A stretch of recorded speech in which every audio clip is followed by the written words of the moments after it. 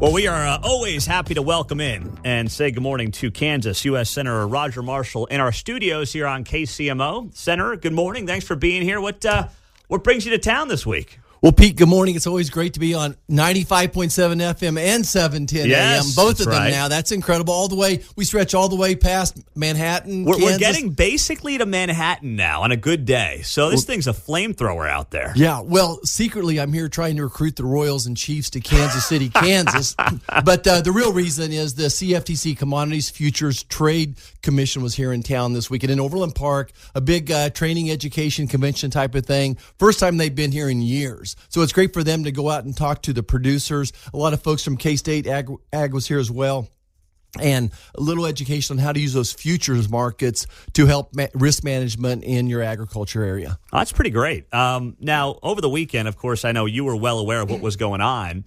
But Saturday afternoon, we start finding out that Israel's under attack by Iran. And what were you thinking? What did you learn over the weekend in talking to folks about what exactly was taking place and what was happening? Well, of course, their military, our allies responded incredibly to basically eliminate 99% of the rockets that Iran sent to us. But this is just the next chapter of the weakness of Joe Biden. Our enemies don't respect, let alone fear us.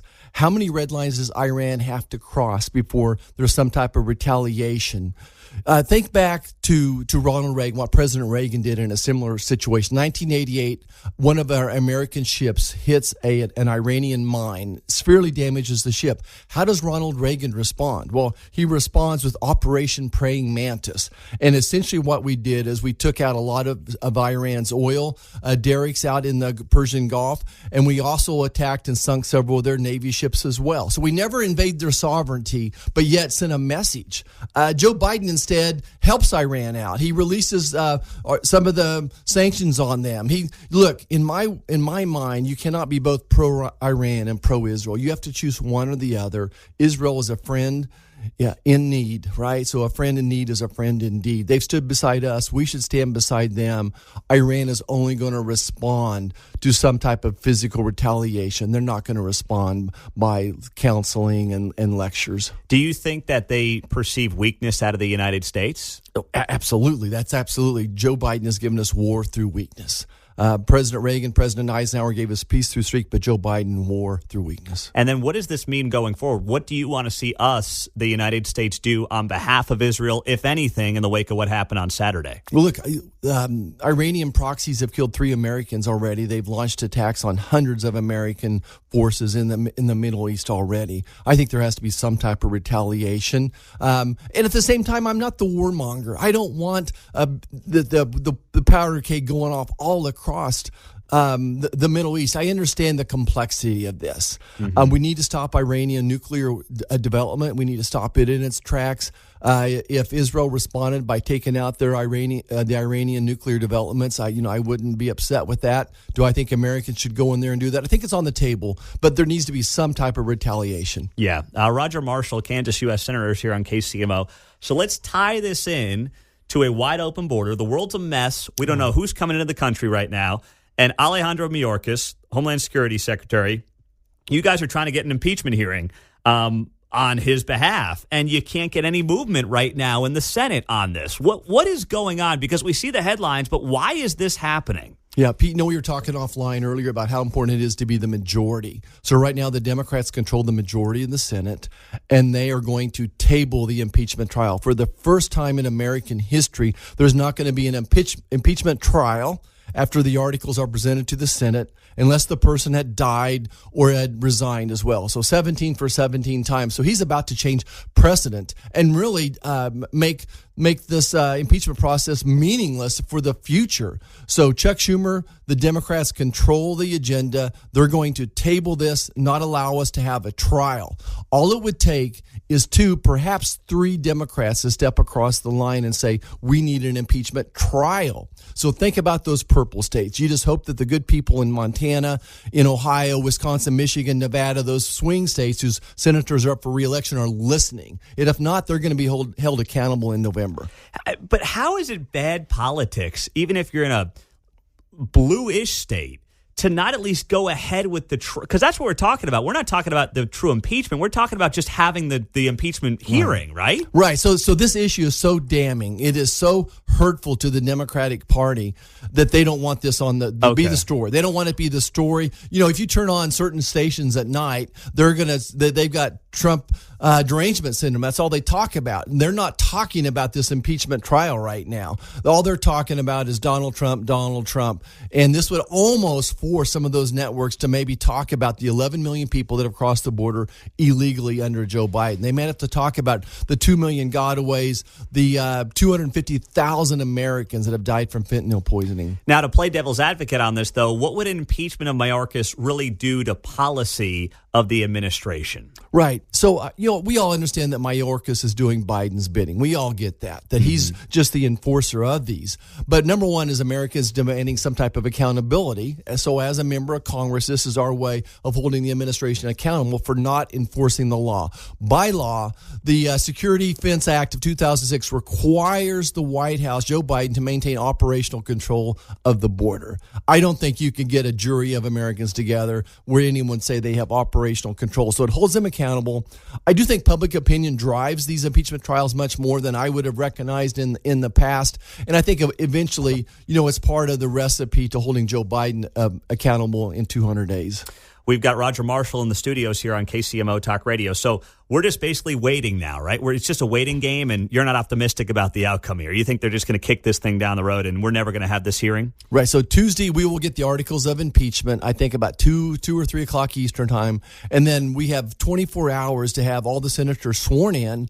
And then so on Wednesday, I would expect early afternoon, all the senators will be together. Chuck Schumer is going to stand up and make a motion to table, and that motion's not debatable. I don't want to go in the weeds here, but It's not debatable, so they will not let us debate it. So between now and then, we're doing everything we can to raise attention to this and to maybe swing some Democrat voters to not vote to table.